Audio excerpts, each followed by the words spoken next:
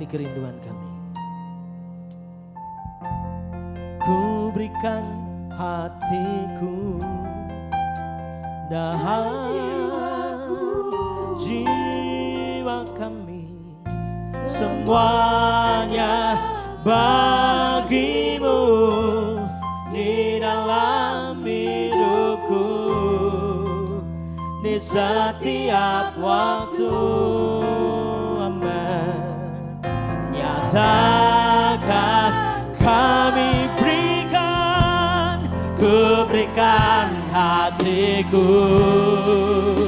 dan jiwa kami, semuanya bagimu di dalam hidupku, di setiap waktu. Nyatakan, sekali lagi katakan, ku berikan hatiku dan jiwa kami, semuanya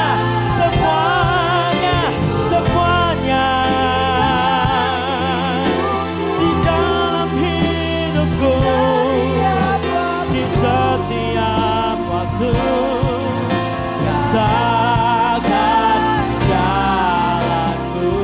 Nyatakan jalanmu, nyatakan jalanmu, nyatakan jalanmu, nyatakan jalanmu. Inilah persembahan kami. Amen. Tuhan, persembahan totalitas hidup kami. Kiranya Tuhan menerima semua penyembahan kami menjadi dupa yang berbau harum di hadapan Tuhan. Sekali lagi Tuhan, kami serahkan semuanya hanya kepadamu. Amin. Biarlah kiranya semua yang kami lakukan hari ini berkenan di hadapan Tuhan. Tuhan memberkati kami dengan firman-Mu. Karena kami sadar sesungguhnya tanpa firman-Mu maka hidup kami kosong. Kami tidak bisa mengikuti jalan kami sendiri. Dunia terus berubah dengan perubahannya. Segala sistem berubah. Tapi kami bersyukur punya Tuhan yang tidak pernah berubah. Dengan rencananya, dengan kasih karunia-Nya, dengan mujizat-Nya. Amin. Kami bersyukur Tuhan. Karena itu kami siapkan hati kami pagi ini. Berbicaralah bagi kami Tuhan. Seluas-luasnya. Berikan kepada kami pengertian-pengertian rohani. Supaya kami mengerti firman-Mu dan mampu melakukan firman-Mu di tengah-tengah dunia yang terus berubah. Terima kasih banyak Bapa. Di dalam nama Tuhan Yesus Kristus kami siap menyambut firman-Mu. Haleluya, haleluya. Amin. Salam sejahtera bagi kita semua Bapak Ibu. Selamat pagi. Mari kita membaca Lukas pasal 10. Lukas pasal 10, kita membaca ayat 1 sampai ayat 3, saya akan membacakan buat Bapak Ibu Jemaat. Lukas pasal 10, ayat 1 hingga ayat 3, dan kemudian yang terakhir ayat 19 dan ayat 20. Lukas pasal 10, ayat 1 hingga ayat 3, saya akan membacakannya. Bapak Ibu Jemaat, tolong menyimak firman Tuhan ini. Yesus mengutus 70 murid. Kemudian daripada itu Tuhan menunjuk 70 murid yang lain. Lalu mengutus mereka berdua-dua mendahuluinya ke setiap kota dan tempat yang hendak dikunjunginya. Katanya kepada mereka, tuaian memang banyak tetapi pekerja sedikit. Karena itu mintalah kepada Tuhan yang empunya tuaian supaya ia mengirimkan pekerja-pekerja untuk tuaian itu. Ayat 3, pergilah, sesungguhnya aku mengutus kamu seperti anak domba ke tengah-tengah serigala. Ayat 19 dan ayat 20. Lukas 10 ayat 19 ayat 20. Sesungguhnya aku telah memberikan kuasa kepada kamu untuk menginjak ular dan kalajengking dan kuasa untuk menahan kekuatan musuh. Sehingga tidak ada yang akan membahayakan kamu. Namun demikian janganlah bersukacita karena roh-roh itu takluk kepadamu. Tetapi bersukacitalah karena namamu ada terdaftar di surga. Amin. Puji Tuhan. Bapak Ibu, tema firman Tuhan yang kita renungkan pagi hari ini adalah melangkah dalam kuasa dan iman. Melangkah dalam kuasa dan iman. Tentu kita mau bicara ini dalam konteks pelayanan misi. Saya bersyukur karena setiap kali diundang di gereja ini selalu bicaranya misi. Sangat bersukacita sekali karena selalu topiknya tentang misi, apalagi bulan ini adalah bulan misi. Nah, bersyukur karena Bapak Ibu dalam teori kemitraan misi dan gereja yang saya tahu adalah ada isu atau ada perdebatan yang luar biasa. Ada gereja yang kadang-kadang tidak mau bicara misi lagi. Ada gereja yang kadang-kadang menolak bicara tentang misi. Misi itu biarlah, itu kerjanya para misionaris. Kita gereja urus jemaat saja. Sehingga ada banyak jemaat yang akhirnya tidak mengerti sebetulnya mengapa dia menjadi jemaat. Ini problem yang luar biasa Bapak Ibu. Sehingga ada banyak gereja yang kadang-kadang arogan. Merasa ya benar sendiri, gereja yang lain salah. Saya pikir ini perspektif tentang misinya harus berubah. Kalau enggak, ya dia akan selalu berkata secara doktrinal kami benar, kami. Itulah klaim-klaim yang kadang-kadang saya pikir sebetulnya enggak usah terjadi di gereja. Ada gereja yang kadang-kadang menyatakan diri, saya lebih benar dari gereja yang lain. Saya pikir ini sebuah kekeliruan. Dan ini terjadi Bapak Ibu. Ini bukan cuma sekedar isu, bukan, ini terjadi. Tapi saya tidak mau membahas tentang isu itu. Cuma inilah kenyataan, fakta yang terjadi dalam pelayanan gereja Tuhan. Bahwa ada isu tentang perdebatan-perdebatan seperti ini. Tapi bersyukur gereja yang hatinya selalu untuk misi. Memang dia tidak mungkin tidak pergi, tidak mengutus, tapi paling enggak dia jadi berdoa untuk misi, bagi saya itu bagian yang luar biasa. Bapak Ibu, William Carey, seorang misionaris yang sangat terkenal dari Inggris, mau diutus ke India. Satu kali waktu dia ngomong di forum yang terbuka, dia bilang saya akan pergi ke India untuk melayani di sana. Tapi kemudian hamba Tuhan di gereja itu bilang begini, untuk memenangkan orang India, Tuhan itu enggak perlu kamu, ngapain kamu pergi jauh-jauh ke India dari Inggris? Untuk apa? William Carey sangat terkejut dan dia kecewa. Tapi kemudian dia mengambil langkah untuk pergi. Dan akhirnya Bapak Ibu, India percaya kepada Yesus. Karena ada komitmen dari satu pribadi. Dan kita tahu gerakan misi yang luar biasa terjadi di India. Walaupun awalnya William Carey diketawai, alah apa ini hanya seorang tukang sepatu, tapi Tuhan taruh sesuatu di hatinya. Nah Bapak Ibu, bicara tentang misi, melangkah dalam kuasa dan iman, ini menurut saya ini hal yang sangat prinsipil sekali. Kalau kita bicara tentang pelayanan misi, ini bicara tentang kuasa dan iman. Saya bertemu dengan beberapa tokoh lembaga misi dalam World Evangelical Alliance tahun lalu, 2 tahun lalu, tahun 2019. Dan saya coba tanya kepada mereka waktu kalian mau melakukan pelayanan misi, mengutus misionaris, gereja yang menggerakkan banyak orang. Berapa sih dana kalian, berapa sih modalnya? Saya tanya Bapak Ibu, ada satu tokoh dari Singapura yang dia bangun gereja khusus untuk youth. Orang muda yang dia bangun, dia siapkan dari gereja, tapi kemudian sekarang mereka yang miliki gereja itu dalam pengertian begini, duit mereka, pekerjaan mereka, totalitas hidup mereka berikan untuk gereja itu. Saya waktu dengar kesaksian 3 anak muda dia bawa, saya waduh rasanya mau nangis begitu. Karena ini orang muda, tapi sejak muda mereka sudah dibawa dan bersaksi, akhirnya hidup mereka bikin untuk Tuhan. Dan dipakai untuk misi. Saya tanya sama ini yang pendetanya, apa sih sebetulnya dasarnya? Dia bilang gak ada dasar lain bagi gereja dan bagi pelayanan misi, selain kuasa dan iman, gak ada yang lain. Waktu kita punya itu, kata dia, maka semua pasti akan mengikuti di belakangnya. Dia bilang itu. Saya bilang begitu ya. Saya berpikir, kamu punya modal berapa banyak, berapa triliun kamu punya. Dia bilang tidak.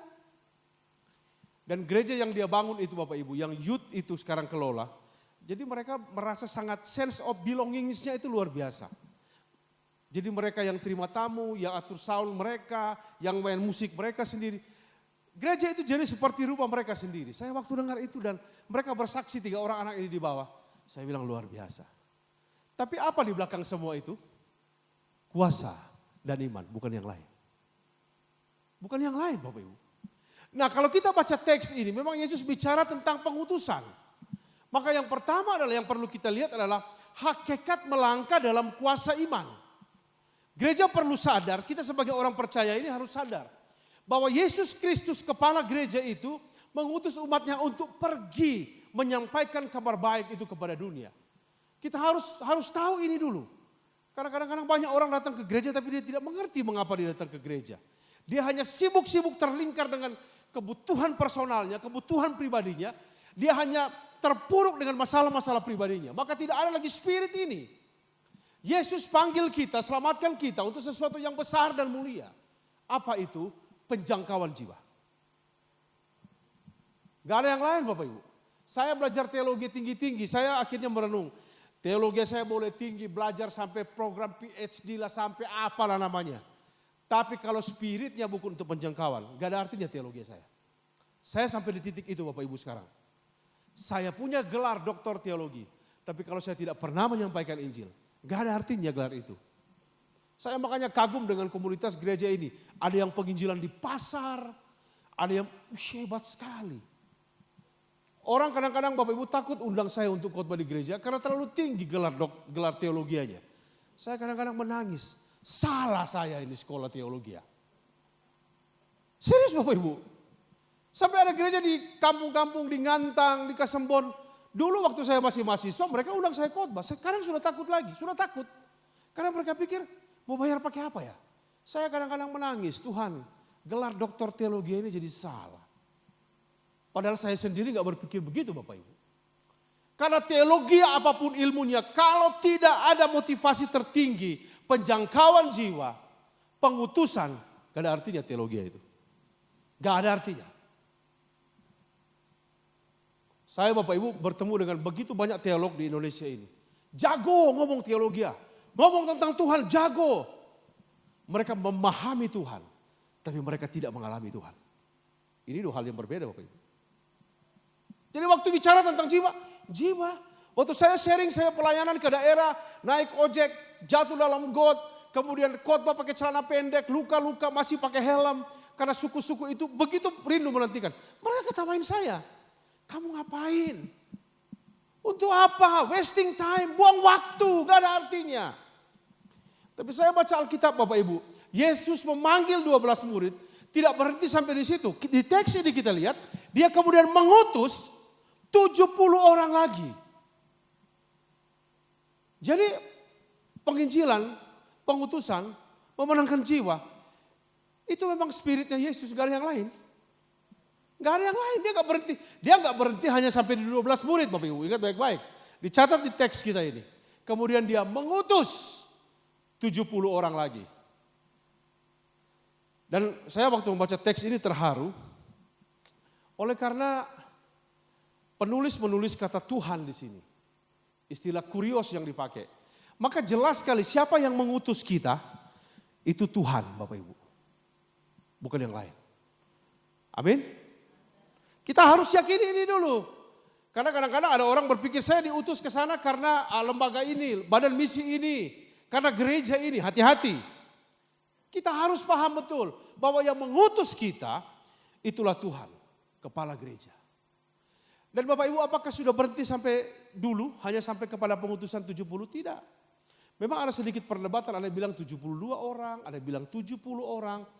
Tapi saya tidak terlalu memikirkan 70 atau 72, saya tidak mau menafsir itu. Saya lebih berpikir kepada bahwa Tuhan itu memanggil kita sebagai gereja, sebagai tubuh Kristus, sebagai orang percaya untuk kita diutus.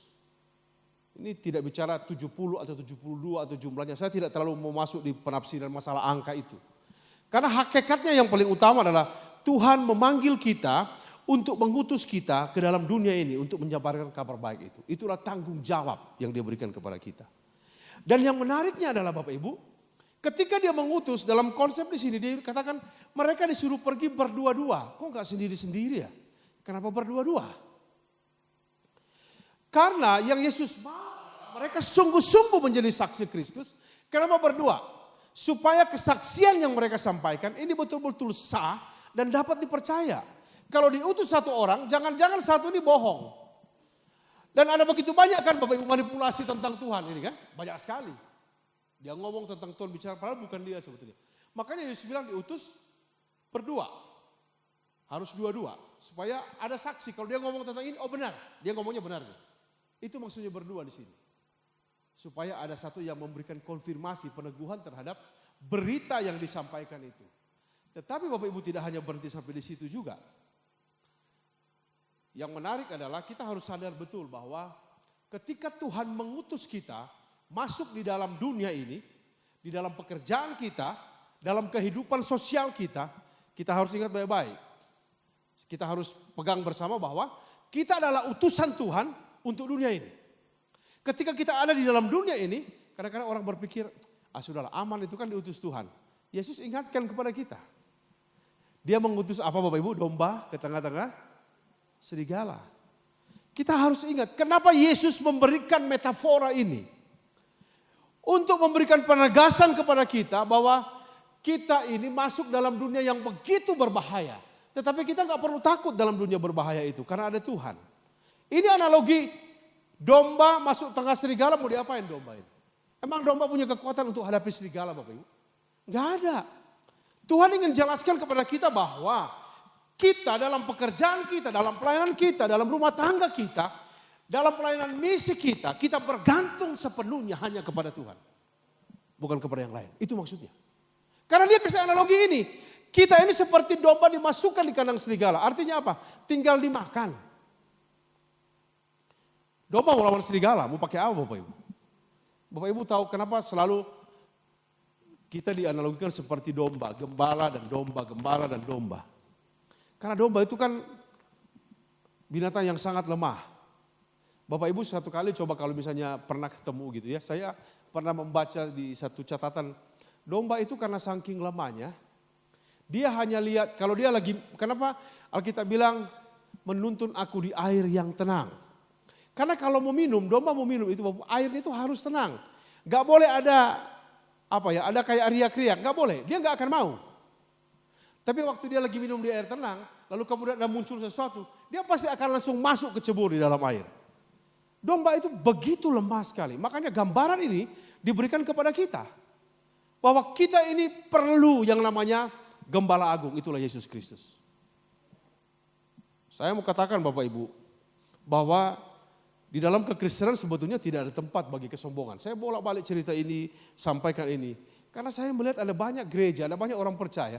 Kadang-kadang jadi angku begitu dengan doktrin teologianya, ya, dengan gerejanya. Hati-hati loh, saya harus ingatkan ini. Kita ini hanya domba yang diutus. Kalau serigala diutus ke tengah serigala bagaimana? Aman enggak? Ya, kamu siapa? Ya kan? Kamu makan saya makan kamu, kan begitu. Tapi kenapa Yesus memberikan analogi ini? Untuk menunjukkan kebergantungan total kita hanya kepada Dia. Maka pelayanan misi tanpa kuasa, tanpa iman, gak ada artinya. Itu yang kedua Bapak Ibu. Kemudian yang berikutnya adalah kita diutus dalam dunia, tapi ada pesan yang menarik. Kalau Bapak Ibu membaca ayat 3, ayat 4 sampai ayat 12, itu ada pesan yang menarik. Jangan bawa bekal. Saya waktu baca teks ini, saya akhirnya dulu mengerti Bapak Ibu. Dulu ada satu lembaga misi yang mengutus hamba Tuhan tanpa bawa duit. Ini agak gila memang lembaga ini. Gak boleh bawa ATM. Pernah dipraktekkan itu Bapak Ibu. Jadi jalan dari Batu, jalan kaki ke Malang. Tiba-tiba kami dengar dia sudah di Jakarta. Bagaimana caranya? Dia ceritalah seperti yang Alkitab buat katanya. Mampir ke gereja, mampir ke rumah. Kalau rumah itu tolak maka dia kemudian pergi mengebaskan kakinya. Berarti firman gak diterimanya sudah dia tinggalkan. Pernah terjadi itu. Tapi saya pikir ini terlalu ekstrim lah. Begitu ya. Terlalu ekstrim. Ya jujur Bapak Ibu, saya juga seringkali pelayanan misi. Kadang-kadang pelayanan misi kalau ke daerah itu ya tanpa modal. Yang penting pokoknya saya selalu, tidak tahu ini salah apa benar. Tapi prinsip ini saya lakukan bertahun-tahun. Kalau saya bawa mahasiswa praktek pelayanan misi, saya seringkali bilang sama mereka begini. Yang penting ada uang tiket untuk pergi. Sudah kita pergi. Pokoknya kami terbang pergi Bapak Ibu. Mau pulang bagaimana itu urusannya Tuhan.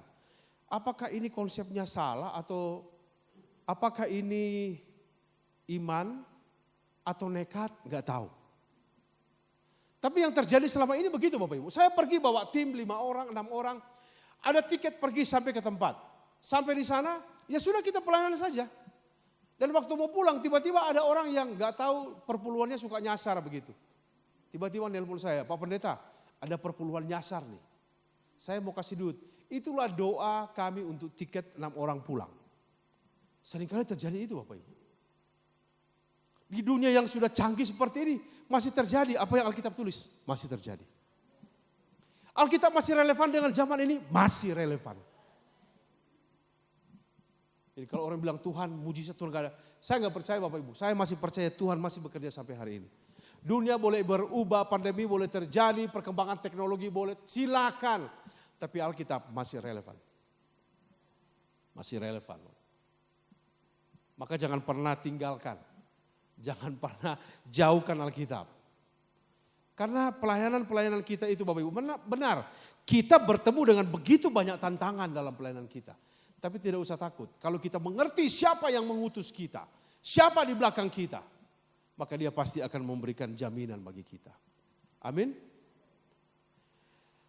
Bapak Ibu, ada kecaman yang luar biasa ketika kita melangkah dalam iman dan dalam kuasa itu. Dalam pemberitaan Injil selalu ada penolakan yang sangat kuat.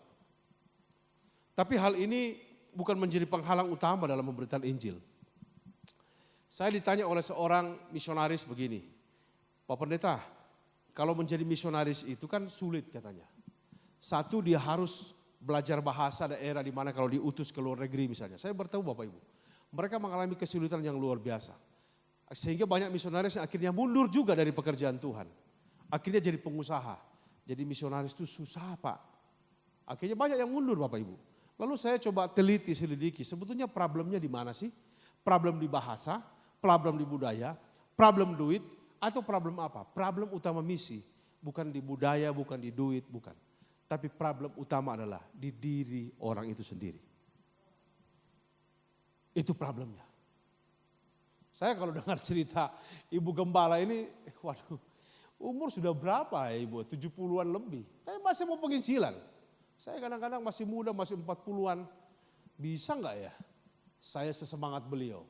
Masih punya target mau ke sini, mau bikin ini, pelayanan ini.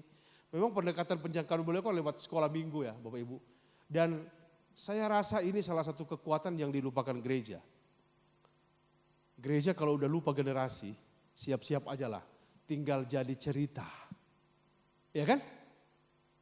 Bapak Ibu pernah baca enggak 7 jemaat di Asia Kecil? Baca di kitab Wahyu kan? Hanya 2 jemaat yang dikasih pujian. Tapi hari ini 7 jemaat itu jadi apa? Hanya jadi cerita. Betul? Dulu di Turki ada 7 jemaat Asia yang hebat. Teman saya misionaris pergi ke Turki nangis Bapak Ibu. Waktu dia lihat puing-puing jemaat Philadelphia. Dia nangis. Dan dia cerita sama saya, Bung. Salah satu kelemahan literatur yang dia baca adalah gereja itu kadang-kadang tidak sadar generasi. Bapak Ibu jangan pernah main-main dengan anak-anak kita. Jangan pernah kita tidak serius dengan anak-anak kita. Sekarang ini penjangkauan misi efektif ketika kita menangkan generasi. Kita harus ingat ini loh. Saya harus ingatkan ini Bapak Ibu. Kenapa saya harus ingatkan ini? Karena negara sendiri, pemerintah sendiri sudah bicara tentang bonus demografi kan? Negara sudah bicara Bapak Ibu. Tenaga-tenaga potensial yang akan kita terima di 2045 sampai 50. Indonesia akan mengalami bonus demografi. Kita akan menerima tenaga yang produktif. Siapa mereka? Generasi yang kita lagi siapkan sekarang. Kalau gereja tidak siapkan generasi ini Bapak Ibu, minta maaf. Kita jangan menangis kalau akhirnya nanti anak-anak kita hanya jadi babu di negeri sendiri. Kita jangan menangis. Maka misi yang sedang dikembangkan oleh Ibu Gembala, saya sudah kemarin saya tularkan ini spirit ini. Bahwa kita penjangkauan misi, memenangkan jiwa, siapkanlah mulai. Karena banyak sekali orang tidak peduli. Saya Bapak Ibu sampai ke Sulawesi Barat, masuk ke wilayah paling dalam itu, ada sekolah negeri di situ. Lalu saya tanya sama salah satu mahasiswa yang kami utus jadi guru agama di situ. Jadi dia masuk sebagai guru agama. Saya tanya kepala sekolahnya ada enggak? Ada. Gedungnya ada Bapak Ibu, bagus semua. Tapi saya tanya gurunya kalau ngajar yang PNS, biasanya mereka tinggal di sini. Tidak Bapak, mereka tinggal di kota. Terus kalau datang di sini 6 bulan sekali. Loh terus anak-anak ini yang ngajar siapa? Ya saya sendiri. Dia tidak digaji, yang digaji PNS-nya, yang ngajar dia. Fair itu Bapak Ibu ya? Fair ya? Ngajar matematika dia, ngajar biologi dia. Lah ini mahasiswa teologi ya. Semua mata pelajaran dia yang ngajar. Saya bisa membayangkan bagaimana anak-anak itu. Dan saya tanya dia, jadi kamu bagaimana? Saya kecapean Pak. Jadi apa yang kamu ajar? Ya sudah saya ajar teologi aja terus ajar agama aja. Siapa Yesus, bodoh amat, mau 1 tambah 1 berapa urusannya dia. Ya karena kepala sekolahnya sendiri, PN-nya sendiri Bapak nggak datang. 6 bulan kalau nanti mau terima gaji, kalau gaji tiap bulan kan datang. Tapi kalau 6 bulan nanti ada survei dari kabupaten kota begitu. Mereka rame-rame ngumpul di atas. 2 hari, 3 hari turun lagi. Yang memperhatikan siapa? Saya bilang ingat baik-baik upahmu besar di surga, Tuhan hitung. Gereja harus ingat ini Bapak Ibu. Saya ingatkan banyak gereja yang sekarang, banyak gereja sekarang kan akhirnya patah arang. Muncullah berbagai macam aliran denominasi gereja virtual. Ya kan Bapak Ibu? Bapak Ibu masuk gak anggota gereja-gereja virtual itu? Saya diundang, saya didaftarkan di beberapa gereja virtual. Karena memang pendetanya teman-teman saya juga. Sudah ikut saya aja lah. Loh kamu apanya? Saya gembalanya. Gembala, sejak kapan ya? Ya pokoknya sejak gereja ini didirikan. Gereja virtual. Ini jadi problem juga Bapak Ibu ya. Nah, makanya kita perlu pikirkan model pelayanan pasca pandemi nanti seperti apa. Gereja semua sekarang lagi bingung mau cari warna seperti apa. Saya bilang sudah jalan aja gereja. Ngapain mau aneh-aneh. Sekarang banyak, jadi keanggotaan gereja pun virtual. Saya bilang di surga nggak terdaftar virtual masalahnya. Bapak Ibu ada kecaman terhadap pemberitaan Injil. Kita akan ditolak, benar. Tapi Tuhan bilang sudah kalau mereka tolak, sudah tinggalkan saja. Tinggalkan. Bukan berarti kita membenci, bukan karena mereka menolak. Dan waktu mereka menolak, damai sejahtera yang kita berikan, kata Alkitab, damai sejahtera itu kembali ke kita. Ini prinsipnya luar biasa sekali Bapak Ibu. Kenapa sampai hari ini sudah Tuhan panggil saya tidak pernah mau mengutuk orang. Dilengserkan dari jabatan, digosipkan, disisihkan, dipinggirkan. Saya punya kesempatan untuk mengutuk orang-orang ini karena perbuatan mereka terhadap saya. Tapi saya ingat Alkitab. Waktu kamu mengutuk orang dan orang itu tidak menerima kutuknya, maka kutuk akan dikembalikan kepada kamu. Itu prinsipnya Bapak Ibu. Coba di sini. Maka Tuhan bilang berikan berkat. Damai sejahtera diberikan kepada mereka. Pada waktu mereka mau menolak, maka itu dikembalikan kepada siapa? Kepada kita. Maka lebih baik apa? Memberkati atau mengutuk? Ini ada prinsip Alkitabnya, bukan ya karena sudah percaya Yesus maka harus memberkati. Bukan itu ini loh. Ini Tuhan Yesus bilang, kalau kamu datang ke situ sehingga kamu sampaikan kabar baik dan mereka menolak itu, sudah dikembalikan kepada kamu, maka akan makin berlimpahlah kebaikanmu, damai sejahteramu, sukacita dalam hatimu. Kita boleh dikecam, tapi gak usah takut. Amin. Kita terus melangkah dalam kuasa dan iman. Yang terakhir, jaminan untuk melangkah dalam kuasa dan iman. Ini menarik sekali, kita mulai baca ayat 17 sampai ayat 20. Bapak Ibu, ketika mereka diutus untuk melayani Tuhan, apa yang terjadi? Ada hal yang luar biasa. Mereka diperlengkapi. Bahkan ketika diberi racun pun, mereka minum racun, mereka tidak kena racun. Digigit kalajengking, diserang sama kuasa gelap, mereka aman. Kenapa? Karena ada janji Tuhan bagi mereka. Teks ini salah dimengerti oleh salah satu kristolog Islam. Dia kan menyerang kekristenan. Dia bilang begini, kalau kalian belum percaya Yesus, minum racun dong. Kan Bapak Ibu mungkin pernah menonton apologetika itu ya, perdebatan itu di YouTube. Dia bilang, kan Yesus suruh minum racun. Kalau kamu percaya Yesus. Bukan itu konteksnya Bapak Ibu. Dia keliru. Loh ini kan perintah Yesus. Kalau Yesus itu bilang minum racun. Bukan itu. Bapak Ibu, saya mau kesaksian sedikit dalam satu pengalaman supranatural menurut saya. Saya dengan Tuhan. Saya KKR ke satu daerah diundang. Jam 7 malam saya mau khotbah. Jam 6 Bapak Ibu, pipi saya ini bengkak. tiba-tiba bengkak sebelah sini. Mau makan sakit sekali, gak bisa makan. Saya pikir ini apa ini? Nah rupanya ada kebiasaan di suku itu, kalau orang bengkak pipinya itu dikasih blau. Bapak Ibu tahu blau ya? Blau itu yang untuk kalau cuci baju kasih warna biru itu kan supaya katanya kasih itu. Terus saya hubungannya apa gitu ya? Pipi dengan gosok blau itu apa hubungannya? Ini teori dari mana gitu? Kata mereka memang begitu Pak. Tapi rupanya bukan cuma sekedar gosok blau biasa Bapak Ibu. Tapi ada baca-bacanya juga. Terus saya nggak mau dong. Wah ini kacau nih. Lalu kemudian istri saya bilang, sudahlah kita doa saja Pak. Kami berdoa Bapak Ibu. Dan jam 7 waktu saya mau khotbah, tiba-tiba hilang bengkak saya. Nggak ada lagi. Itu tim doa saya berdoa luar biasa. Jadi saya KKR itu kayak panggung begini Bapak Ibu, tapi karena di daerah. Mereka bikin pakai drum. Taruh drum di bawah, lalu ditaruh papan di atas. Nah waktu saya lompat mau lagi khotbah lagi semangat pujian saya lompat, tim doa saya bubar di bawah. Karena mereka pikir mau roboh itu panggung. Saya juga nggak tahu kalau tim doa disuruh masuk di bawah panggung. Saya pikir ini panitia juga kacau juga nih. Kenapa suruh tim doa di bawah panggung gitu ya, doa di belakang kayak di mana gitu ya. Saya nggak tahu juga. Nah waktu tim doa berdoa, saya juga berdoa Bapak. Sebelum saya khotbah tiba-tiba hilang. Hilang bengkak di pipi saya. Siang hari sesudah saya makan itu, tiba-tiba mulut saya berbusa. Berbusa Bapak Ibu. Teman satu kamar masih hidup, masih ada di batu nih. Dia bangunkan saya, dia bilang, Pak Pendeta bangun dulu. Saya bilang kenapa? Coba ngaca, pas saya ngaca ini mulut ini penuh busa Bapak Ibu. Saya pikir busa dari mana? Enggak pernah selama hidup begini. Lalu saya telepon Pak D saya.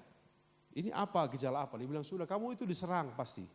Diutus, benar Bapak Ibu. Malam itu KKR saya tantang. Semua termasuk dukunnya lah. Karena saya sudah tahu saya diguna-guna waktu itu. Dan tiba-tiba hilang. Saya bilang malam ini saya minta yang guna-guna saya maju. Saya feeling aja Bapak Ibu gak tahu dia ada apa enggak di situ. Ternyata dia hadir. Dia hadir di acara KKR itu. Dan dia maju. Malam itulah dia mengaku. Dan dia bilang sama saya, ternyata ilmumu lebih kuat dari ilmu saya. Saya dalam hati ilmu apa? Padahal gak ada apa-apa Bapak Ibu. Hanya karena saya punya tim doa. Dan saya punya doa. Itu aja. Ketika kita menginjil, Tuhan perlengkapi kita. Bapak Ibu jangan cuma pikir, wah itu kan Pak James, saya enggak. Satu kali waktu saya berdoa Bapak Ibu pergi. Kalau di kampung saya itu ada ilmu namanya tiba berangkat. Jadi kita minum, biasanya mereka kasih air Bapak Ibu agak hati-hati kalau ke kampung saya. Kalau minum air putih memang kelihatannya air putih. Tapi pas minum tiba-tiba langsung mati. Ada jampi-jampinya, ada isinya. Nah saya sebelum minum selalu minta berdoa dulu. Ya kita berdoa ya. Gak usah Bapak Pendeta ngapain sih air putih aja berdoa. Oh jangan, kita doakan. Kita berdoa Bapak, saya berdoa. Dan ini kesaksian saya langsung Bapak Ibu. Waktu saya angkat gelasnya, ini air putih saya angkat gelas. Yang keangkat itu cuma pegangannya, gelasnya ketinggalan. Pegangannya keangkat. Yang punya rumah itu minta ampun, minta maaf Pak Pendeta, sudah dijampi. Apakah kuasa Tuhan gak ada? Ada. Kuasa Tuhan masih ada Bapak Ibu. Ketika dia mengutus kita ada janji yang diberikan kepada kita. Menjaga kita dari semua yang jahat. Bahkan yang paling terakhir yang menarik adalah dan namamu dicatat dalam kitab apa? Kehidupan di surga. Bapak Ibu baca ayat ini. Jadi pelayanan kita itu ada upahnya bukan enggak. Jadi kalau Bapak Ibu bilang capek saya begini, ngapain saya ambil jam-jam doa? Ngapain saya berdoa untuk suku-suku, untuk apa? Bapak Ibu ingat baik-baik ini loh. Nama kita dicatat di surga. Kalau dalam konsep wahyu itu dibilang kamu akan kujadikan sebagai soko guru. Bapak Ibu tahu soko guru itu artinya begini. Dalam konteks pada waktu itu adalah kalau orang terkenal maka nama mereka akan dituliskan di tiang-tiang. Di tiang-tiang di kuil-kuil penyembahan itu. Di tiang-tiang tonggak itu akan ditulis nama-nama. Kalau kita masuk ke kuil itu maka kita akan lihat. Oh ada nama ini. Berarti orang ini buat sesuatu terkenal. Tapi kemudian Yesus memberikan firman kepada Yohanes pada waktu kamu melakukan pekerjaanku. Maka namamu akan kucatat sebagai soko guru. Di surga nanti. Nama kita dicatat Bapak Ibu. Ingat baik-baik. Ini bukan omong kosong, ini bukan kamuflase, bukan. Ini Alkitab bilang. Ini Yesus bilang. Pada waktu kamu melakukan pelayananku, maka namamu terdaftar di surga. Amin. Pelayanan apa Bapak Ibu? Apakah harus pergi? Enggak. Pagi hari ketika suami menyapa istrinya, selamat pagi sayang, kamu makin hari makin cantik. Itu bagian dari pelayanan Bapak Ibu. Ya kadang-kadang kenapa istri kadang-kadang suka ngomel akhirnya mendua mau selingkuh dengan yang lain. Ya, suami sudah gak romantis. Makin hari kok mama ini makin jelek sih. Bapak Ibu istri di mana? Saya setiap bangun pagi Bapak Ibu, setiap bangun pagi habis berdoa renungan pagi. Istri saya itu nggak pakai lipstick, nggak pakai apa, tapi selalu saya bilang, hey baby, kamu makin hari makin cantik. Belum mandi padahal Bapak Ibu. Tapi nggak bagian pelayanan itu pelayanan juga. Kepada anak-anak kita bagaimana? Di tengah situasi sekolah, apa namanya ini, online ini kan. Kadang-kadang stres-stres juga anak saya itu. Pengen ketemu teman enggak. Pagi-pagi untung kalau di Iman itu ada renungan pagi. Habis renungan kami dua saling sapa. Saya berkati dia, ayo kita. Itu bagian pelayanan kita juga. Dengan sesama kita bagaimana Bapak Ibu? Kita nggak usah bicara terlalu jauh, sudah penjangkauan lah. Tapi yang paling yang saya lihat kalau di gereja kita ini kan ada doa bagi bangsa-bangsa. Ini ada orang yang begini, ngapain sih doa buat bangsa-bangsa? Orang bangsa sendiri aja nggak didoain doa bangsa-bangsa. Bapak Ibu, Yesus bilang, aku mengutus kamu ke Yerusalem, ke Samaria, Yerusalem, Yudea, sampai ke ujung-ujung bumi. Iya kan? Keluarga kita doakan, tetangga kita doakan, bangsa kita doakan, bangsa-bangsa juga kita doakan. Karena Wahyu bilang, nanti ketika di akhir nanti kamu akan melihat segala suku bangsa akan berdiri di hadapan tahta Allah dan mereka akan menyembah Allah. Betapa luar biasanya Bapak Ibu. Amin. Tuhan memberkati kita. Mari kita berdoa. Ajar kami Tuhan untuk terus melangkah dalam kuasa dan iman. Kami percaya kami punya kuasa karena Engkau sendirilah yang mengutus kami. Dan kami percaya Engkau akan terus memperlengkapi kami. Di tengah-tengah situasi yang terus berubah, tidak menentu, tapi kami percaya firman-Mu yang tidak pernah berubah. Pakai kami Tuhan menjadi utusan-utusan-Mu untuk menyampaikan kabar baik itu. Terima kasih banyak Bapa. Di dalam nama Tuhan Yesus kami berdoa. Haleluya. Amin.